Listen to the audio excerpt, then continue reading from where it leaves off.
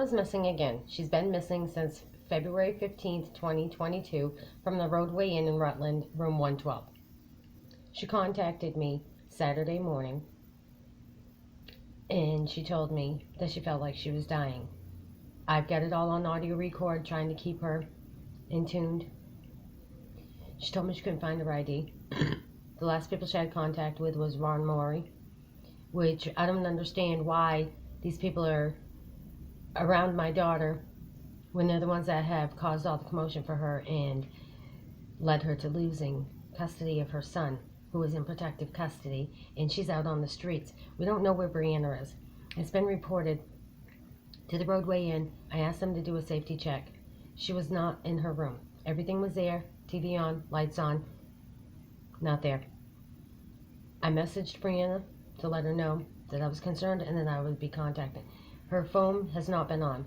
She has not been on social media. She has not made any calls. Brianna has been continuously in contact with me, knowing that they shot her up with ketamine at the hands of TJ Donovan, the director of all of this. And due to the fact that we filed lawsuits against them, and we're fixing to file more lawsuits because we've got even more information and more situations that have taken place since she was let out, and Gordon Obert put her on the bus, took her down and dropped her off at the bus station in Waterville, Maine. She went missing from the bus station. She recalls being taken off the bus and put on a plane. She recalls a little bit of being in Daytona but not knowing why she was there and why they changed all of her mail and stuff around and said that's where she had to be and that they were bringing her son down to her. Then she was found after a social media hit message, got to me through this Tina Hay from the Hope Hay Foundation, which is a frivolous act. Excuse me, they're scammers. They try to recruit all these girls and guys to go into their halfway house, and they get paid money to have them there. But these girls and guys are out there prostituting at, like, say, Bike Week that's going on in Daytona Beach. They did Truck Week, they did Bike Week, they did this and that, continuously. If you don't believe me, Google it. Look it up on YouTube. Brianna was found in the hospital. She's been pronounced dead before she even left Vermont. There was incidents at North Country Hospital where she was pronounced dead, wasn't she? Didn't she have 2 heart attacks? And then again in Daytona Beach, and then she was listed as a missing person in Daytona Beach. We've got a case number on that as well. That was in October. Why didn't anybody do anything about it? Why was Brianna found in the situation that she was and then in ORMC? We have a human trafficking and sex trafficking case out of Orlando. And then my daughter was picked up frivolously again by Marion County. A couple days after they questioned her, they came in and took her out of my room. Now that's not cool either, because that's a violation of her rights, and then they shot her up with Haldol.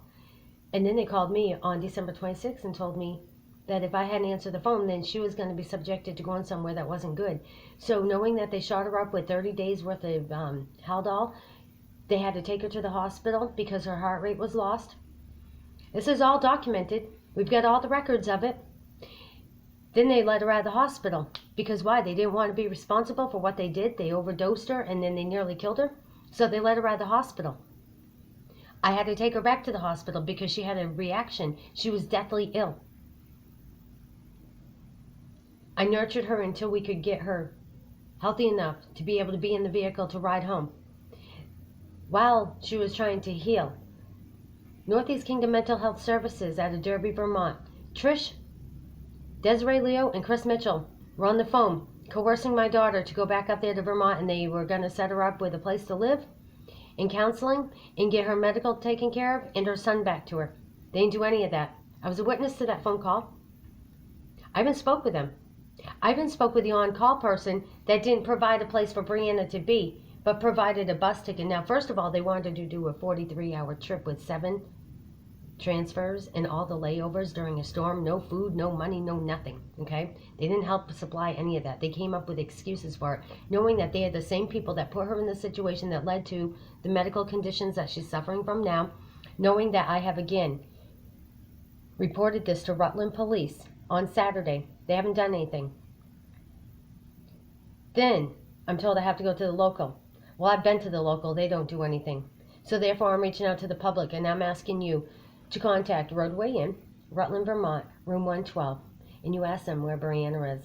Ask them to check their cameras. The young lady will tell you that she's checked the room and she hasn't seen or heard from Brianna. She hasn't been to her room, but all her stuff is there. Call Rutland Regional Medical Center. Ask for Brianna Knights. Call Rutland Police Department and ask them if they've made any progress on locating Brianna, because she's medically ill and disoriented and she shouldn't be alone, and that's in her medical records. We all know it. We've been sharing it. I've been telling you about it. You've all seen her on here.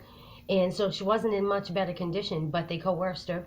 And I can't keep her with me due to the fact that she's an adult, and they won't grant me that power of attorney to be able to do so, even though Brianna has requested that, okay?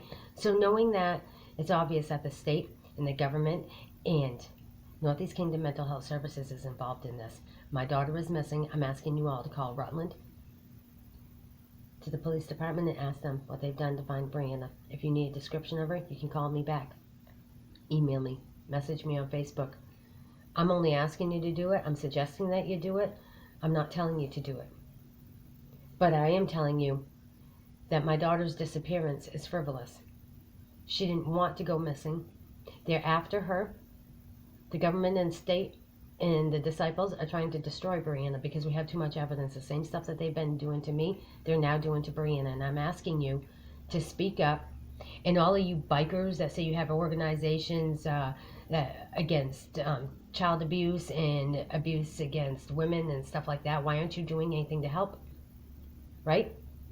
I'm asking you, Snoopy Butler, the big bad boy that says he does everything to help everybody.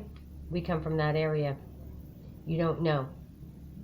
But I can tell you that I've reached HAs and I've reached highwaymen and I've reached a few others that are willing to do fundraisers.